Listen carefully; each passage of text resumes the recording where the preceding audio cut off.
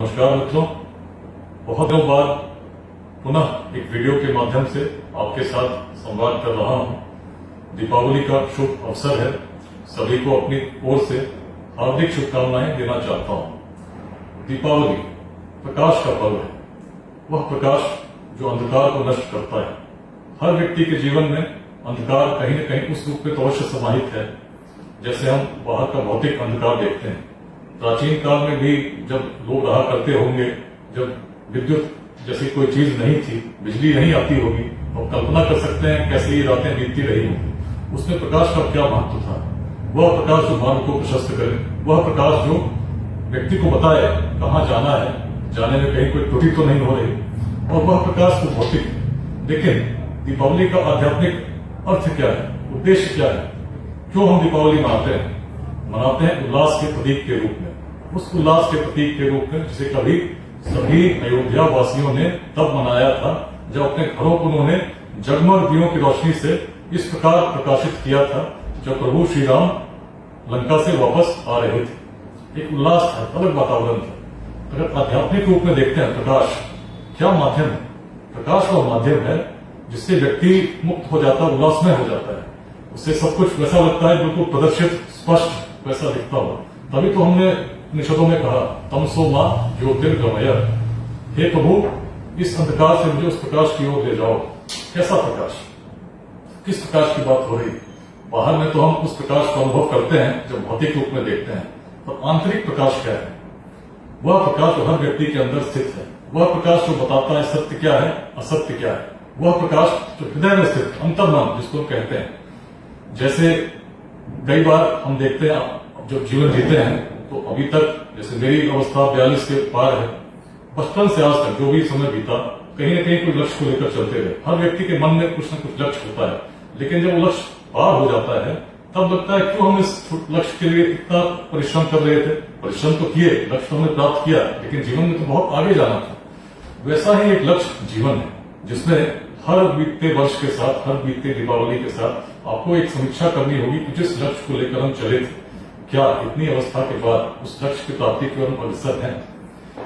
हम देखते हैं कि अपने जीवन में अनेक स्वार्थों से हम लिप्त हैं, अनेक प्रकार की छोटी भावनाओं से हम ग्रसित हो जाते हैं। उनके कारण पूर्ण रूप से हम दिखता नहीं, अंधकार में जीवन हो जाता है। बचपन में तो हम सोचते हैं बहुत कुछ बड़ा करना है, पर जैसे जैसे उम्र की अवस्था पार होती है, कहीं न कहीं जो समस्याओं से हम गिरते हैं, उन समस्याओं के कारण अपने लक्ष्यों से हम दूर होते जाते हैं और मन में कुछ न कुछ भावना विकसित करते हैं कि शायद मैं ये नहीं कर सकता। लेकिन प्रकाश क्या है, प्रकाश उस प्रकाश को प्रकाशित कीजिए जो हमारे अंदर स्थित है।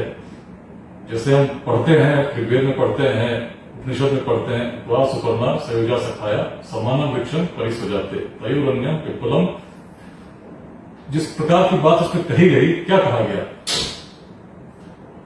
कि दो पक्षी एक ही वृक्ष पर सदैव विद्यमान रहते हैं। एक पक्षी सब कुछ ग्रहण करता है और दूसरा पक्षी केवल देखता रहता है। हमारा मन में कुछ उस प्रकार है, जो भौतिक तत्व है हमारा, जो उस प्रकाश को देखता है जो भौतिक है, वह उस प्रकाश को देखता है जो केवल भौतिक प्रकाश है, जिसको हम उस रूप का अनुभव करते हैं। आध्यात्मिक प्रकाश क्या है, वह प्रकाश हमारे मन से स्वार्थ को मिटाए, जो बताया जिस ईसावास में पढ़ते हैं, और ईसावास्यमिदं सर्वम यत् किंचन जगत्याम जगत केन तक्तेन गुंजिता मां विधा कस्य सिद्धनम। जब इस भाव से हम सोचेंगे तो हम पाएंगे जो भी हमने जीवन में किया, यदि केवल हमने अपने लिए जिया, क्या स्वार्थ था, क्यों, क्या सिद्ध करना हम चाहते थे। लेकिन यदि कुछ थोड़ा सा भी योगदान दूसरों के लिए करते हैं तो सुख मिलता है कि नहीं मिलता है। अब थोड़ी सी प्रसन्नता यदि किसी पर लाते हैं तो सुख मिलता है या नहीं मिलता है। अंतर मन को यदि प्रकाशित करना हो तो वास्तव में दूसरों की सेवा, दूसरे के संतुष्टि को खुद अनुभव करना, उससे बड़ी प्रसन्नता कुछ नहीं है। इसके लिए जो भी छोटा योगदान आप जीवन में करते हैं, निश्चित आपका जीवन सार्थक होता है। जब हम लोग बात करते हैं, बड़ी बड़ी बातें करते हैं और छोटे से स्वार्थ हमारे मन में रहते हैं, तो कहाँ बातें सिद्ध होंगी। जब मैं तो लेट्स इंस्पायर बिहार के अभियान को लेकर युवाओं से बात करता रहा हूँ, संदेश को प्रवाहित करता रहा हूँ, भाई कुछ तो करो अपने जीवन काल में भी देखना चाहते हो उस बिहार को जिसमें शिक्षा के लिए किसी को बाहर नहीं जाना पड़े, सबसे अच्छे साधन यही हो। रोजगार के लिए किसी को बाहर नहीं जाना पड़े, सबसे अच्छे साधन यही हो। तो कहीं दूर जाने की जरूरत नहीं, अपने अंदर झांको, उस बिहार को पहचानो जिसके पूर्वज इतने यशस्वी थे कि जब मार्ग नहीं थे, प्रौद्योगिकी नहीं थी, सूचना के तंत्र इतने विकसित नहीं थे, कैसे हम व्यक्ति को व्यक्ति से जोड़ पा रहे थे। कैसे हम अफगानिस्तान के पार तक, हिमालय के उत्तर तक, सागर के दक्षिण तक और पूर्वोत्तर के पार तक एक अखंड भारत के साम्राज्य की स्थापना कर सके, उत्तर मिल जाएंगे। सोच बड़ी थी। अंतर्मन के प्रकाश की जो बात हमने की, वेदांत की भूमि बिहार रही। प्राचीन काल में ही व्यक्ति तो व्यक्ति छोड़ दीजिए, आत्माओं में भी भेद नहीं हो, इस प्रकार की भावना का विकास हमारे पूर्वजों के मन में हुआ। तभी तो हम उस समय अन्य क्षेत्रों को आप देखते हैं, सोच कैसी थी। लोग जातियों में तो हर जगह बटे थे, लेकिन बिहार उस छोटे बादों से मुक्त होकर इस प्रकार की अवधारणा बन चुकी थी कि शासक के चयन में भी कोई जाति का अवरोध नहीं था। लोग चुने भी जा सकते थे, किसी भी जाति के हो सकते थे। इसके उदाहरण मगध में मिलते हैं, वैशाली में मिलते हैं। तभी तो हम इतने दूर तक पहुंच पाए। आज क्यों नहीं कर सकते? क्यों न हम इस प्रकार की सोच को विकसित करें, अपने अंतर्मन की ज्योति को विकसित करें, सोचें जो भी समस्या रूपी अंधकार हमारे समक्ष है, उसको क्या हम दूर नहीं कर सकते? निश्चित कर सकते हैं। प्रकाश तो हमारे अंदर विद्यमान है। उसी प्रकार जैसे द्वार सुपर्णा सयुजा सखाया, उस पक्षी की बात सुनिए जो बताता है सच क्या है। कभी नहीं बढ़ते। उस भौतिक प्रकाश का प्रभाव तो हम देखते हैं, लेकिन आंतरिक प्रकाश, अंतर्मन के प्रकाश को प्रकाशित करेंगे, निश्चित आने वाले भविष्य में उस उल्लास को अनुभव करेंगे जिसे कभी उस प्रकाश के प्रतीक के रूप में अयोध्या वासियों ने अनुभव कर दीपावली के रूप में मनाया था।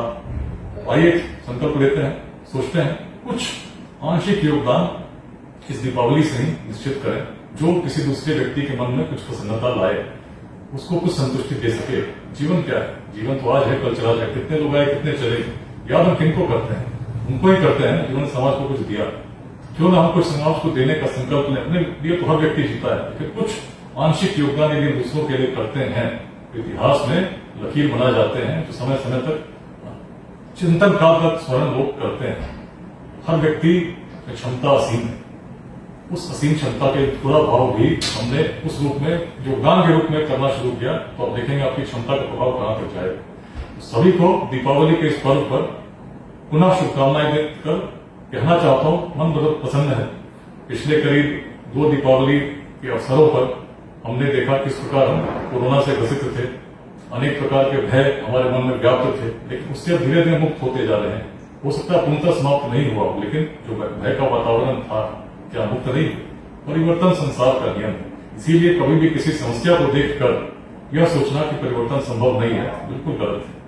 हर परिवर्तन संभव है, हर अंधकार को मिटाना संभव है। एक छोटे से दिया जब जलता है तो कितना प्रकाश उस प्रकार से सर्वत्र व्याप्त होता है, चीजें दर्शित होने लगती है। और जब अंतर्मन की ज्योति से चीजों को देखेंगे, हर प्रकार उस अंधकार को दूर कर उसी भाव को हम समाहित करेंगे, जिसे कवि ऋषि ने कहा, तमसो मां ज्योतिर्गमय।